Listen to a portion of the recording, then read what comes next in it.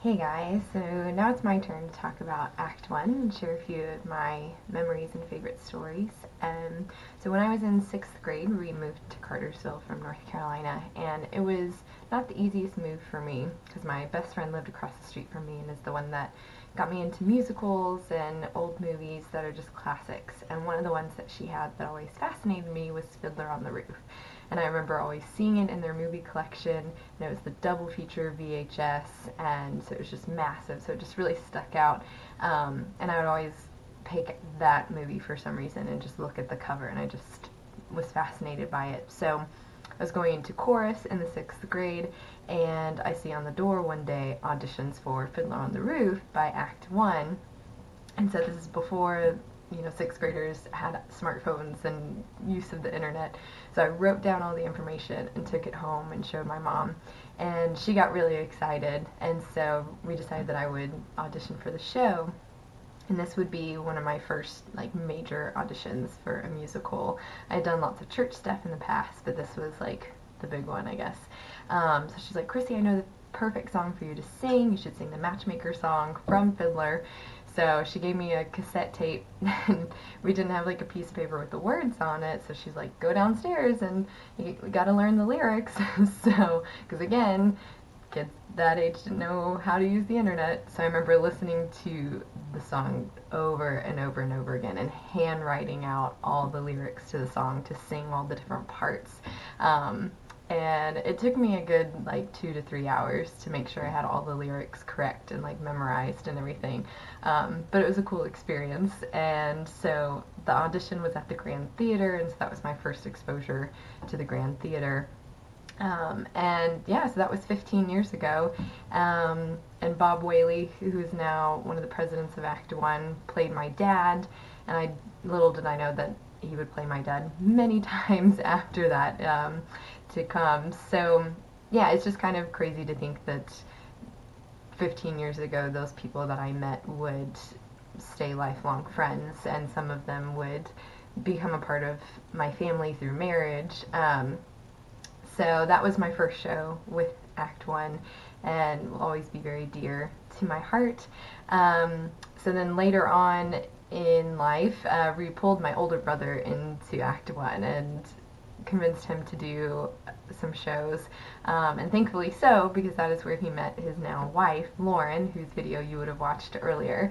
And yeah, so that's pretty cool to think that because of Act 1, I gained a sister, because I grew up with all brothers, and so did she. So we both got a sister through Act 1, literally, which is really awesome. And so they were the first king and queen of Act 1, because they were the first two members to get married, and now they have the Prince of Act 1. Their son is Sean, who plays Baby Tarzan in the show this weekend. So yeah, just kind of coming full circle, I guess. My favorite show, there's two, it is hard to narrow it down to just one. Godspell, I think everybody that was a part of Godspell just would say that it's one of their favorites. It was a very special show to all of us. I felt like we all, as friends, got extremely close, and we were just spending more time with each other than usual, just every weekend together, just hanging out and just growing closer as a group of friends, but as well spiritually. We all just, that show just, all of our relationships with God grew through that show as well, because it's pretty much the book of Matthew. So when you're practicing your lines and your music, you're doing scripture, which so of course is going to draw you closer to God. So just a really awesome experience overall for all of us. But then Godfrey, which was the second show to be written and directed by a member of Act 1, Bob, was awesome, because it's always fun to do a show that your friend wrote and to see it kind of come to life and feel a part of it. But I think that one was very special to me because the part that I played was very comedic, and it was just it wasn't super big, but it was the wife of the main character. And so comedy I love doing, but it's very hard for me because I laugh very easily when I know that we're doing something funny. So it was a great challenge for me, and I felt like I really was able to overcome and keep it together. But at the end, somebody from the audience came up to me and gave me the best, like, compliment anybody's ever given me when it comes to acting, I think. They told me, they were like, you reminded me so much of Carol Burnett up there. And I literally, like, almost fell to the floor, because little did they know that Carol Burnett is one of my all-time favorite actresses, and definitely one of those, like, role models when it comes to comedy, is in particular. So that was just the biggest compliment anybody could have ever given me. So that show is very special for many reasons, but that's something that I don't think I'll ever forget. It was just very honoring to hear somebody say that. So yeah, my favorite memory, well, if you watched Kimberly's video, we have the same favorite memory, but obviously I have it from a different perspective. So I'll kind of tell my perspective of the story.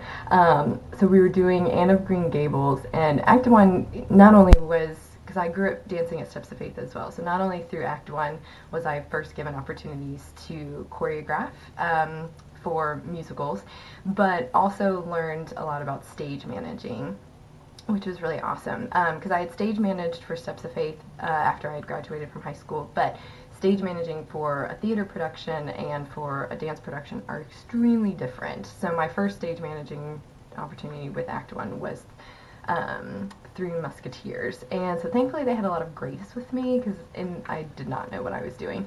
But anyway, so I learned, improved with help from Kristy and Bob, and then did Anne of Green Gables. And so coming up to the last show, I was talking to my tech guys, and I was like, all right guys, we gotta do something funny. We have to have, like, a prank. And so there's a part in the show where the character Anne, played by Carol Ann, she makes a cake for the woman taking care of her, Marilla, and she mixes up the ingredients though. So every night my mom was making the cakes fresh, so they actually tasted amazing, but the actors had to pretend like it tasted terrible. And so for the last show, during intermission, because the scene with the cake was the first scene after intermission, I had brought with me a Ziploc bag full of pickle juice and a thing of garlic salt. So I took the cake, and it was a pound cake, which means it just absorbed that pickle juice right away, and I doused the cake with pickle juice and with garlic salt, just completely covered it, and put it back on the prop shelf. So when we were setting the stage, I took the cake, put it on the table so it was there ready for the scene, and they had no clue, but my tech guys knew, and I think Bob knew, who he was in the audience watching, so he was going to get to see their reaction from the audience perspective.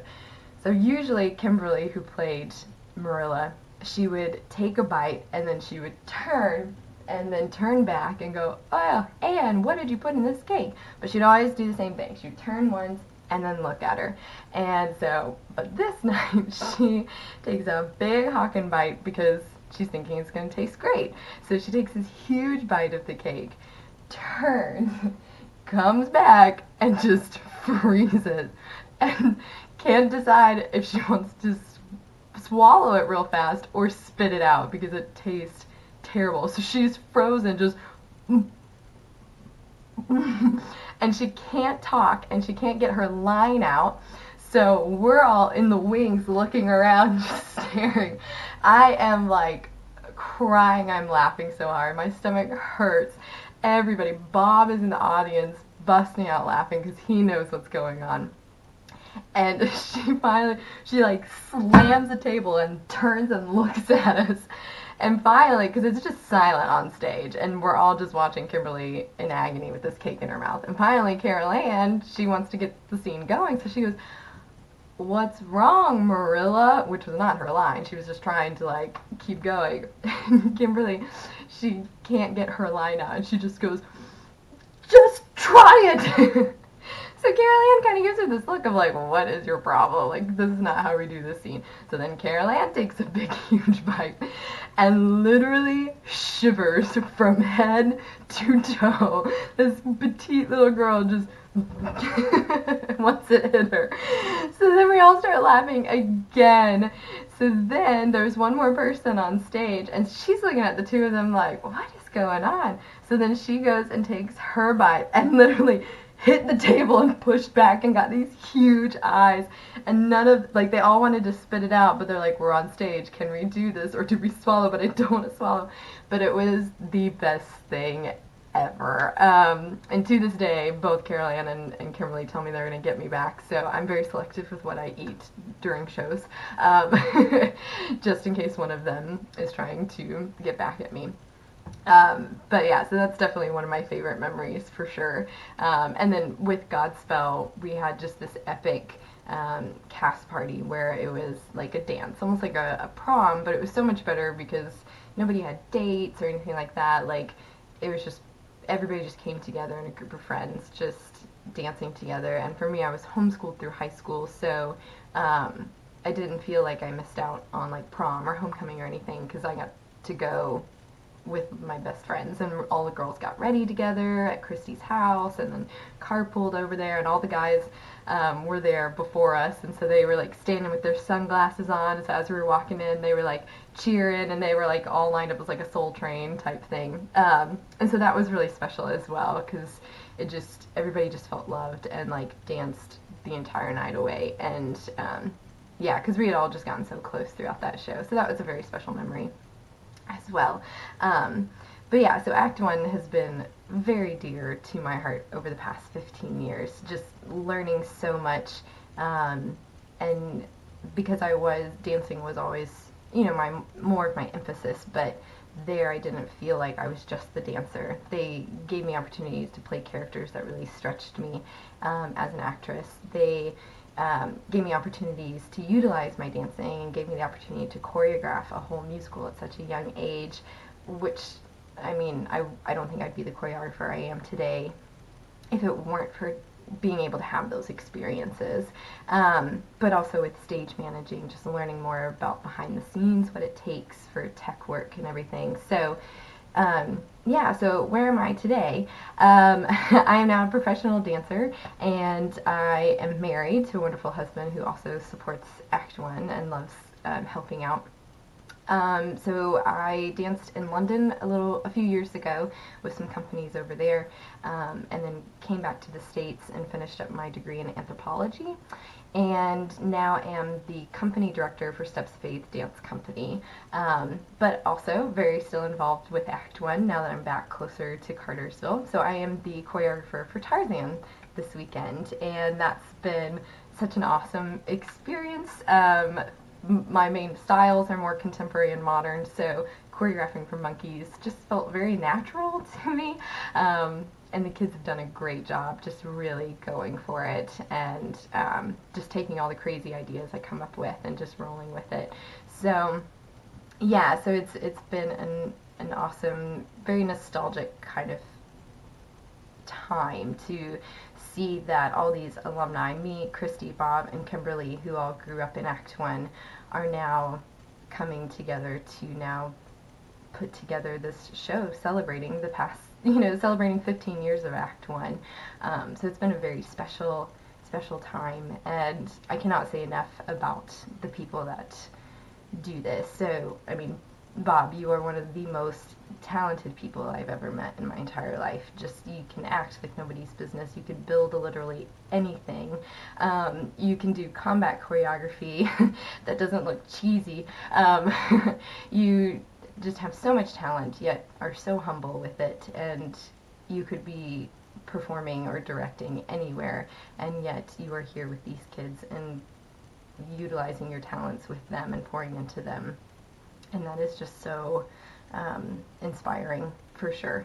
So it's an honor to know you and to be able to see and witness your talent being used in this way. And Kristy, the amount of love and encouragement that you pour out onto these kids is unreal.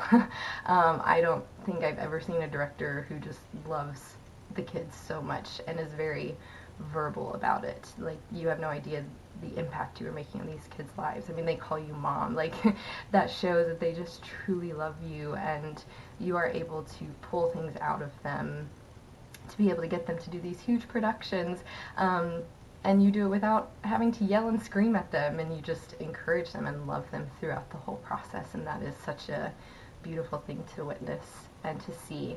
So I'm very, very humbled and just honored to call you both two of my best friends.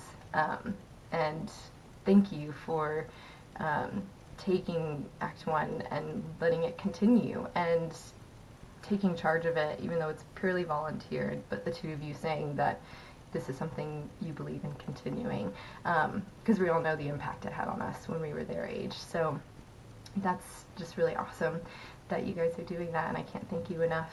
And I'm so happy that as friends we're all together and keeping Act 1 going in this way. So break a leg tonight, guys, for your last show of Tarzan. It's been a blast, and if you haven't come see the show, you're not gonna want to miss it. But if you have seen it already, I hope that you'll come back again to watch it one last time.